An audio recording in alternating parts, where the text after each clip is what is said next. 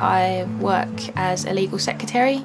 I was quite happy with the work I was doing, but I was just coasting along, and I didn't really have that burning desire at the time to pioneer.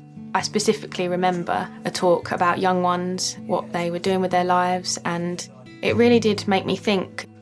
I work 3 days a week as a nanny. It's a good job for me. It helps me to do something that I love, but also have the freedom to do things for Jehovah.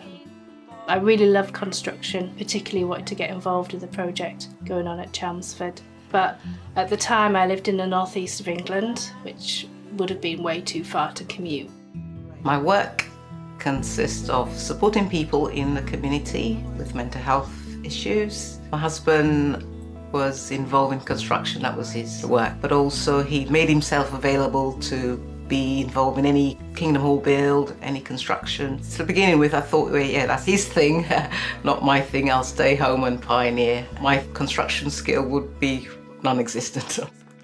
The talk just helped me to see that if I didn't have a desire to pioneer, then I should pray. I really felt motivated to want to change my life, so I started regular pioneering. Seeing young sisters and brothers as well that were getting involved with doing different aspects of worship, and to see their joy in what they were doing construction-wise really spurred me on to want to apply as well.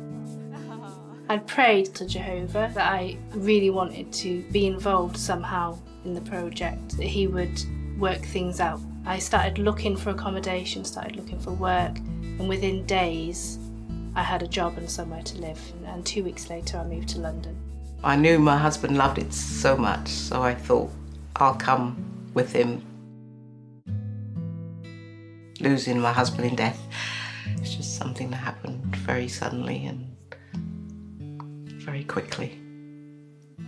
Well, initially I had to go back home, and the avenue was opened for me to come back again if I wished to. After a period of time, I decided I would come back. Brothers were very conscious of my circumstance. This is my family, this is Jehovah's organisation. Without a doubt, the brothers would give me all the support I need. It's always best to be busy in Jehovah's work, and that's part of a healing. When I came on site and the brothers said, we'd like you to drive one of our machines.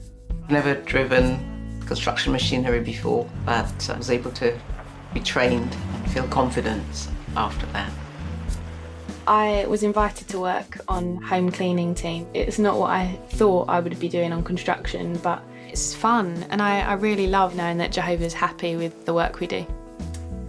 Very quickly after I moved, I was invited to commute to the branch relocation project. The first half of my week is working with children, playing with toy trucks, and then the second half of my week I'm driving this huge machine on a building site.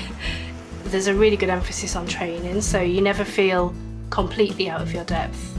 I really enjoy training. It's a very rewarding assignment. Sisters, they pay attention to detail. They don't get overconfident. It's because they have a healthy respect for the machines that they're driving. We've had many positive comments from contractors and various authorities about the proactive training and use of women on our construction site. They're amazed at what they see because it's not normal in the industry. It reminds me of what it says in Romans chapter 16, where the Apostle Paul mentions women by name as working hard in the Lord. And here on this site we have lots of women doing just that. Having no construction skills hasn't stopped me being used at all. It's seeing sisters being used for things that they would never have pictured themselves doing, but they're doing it, and it's because they've been trained, and it's because Jehovah's behind it. Yeah, being here has drawn me closer to Jehovah in a sense that you rely on him, that I rely on him daily. If you'd have told me 3 years ago that I'd be commuting to the project every week, driving a massive truck around on site, I probably wouldn't have believed you. I absolutely love coming here. It's like a dream come true. I just don't want it to end. Looking back to when I first heard that talk at the convention, I'm really pleased that I used my time in these last days to serve Jehovah. I would encourage anybody just to be in full-time service because it's such a joyful way of life.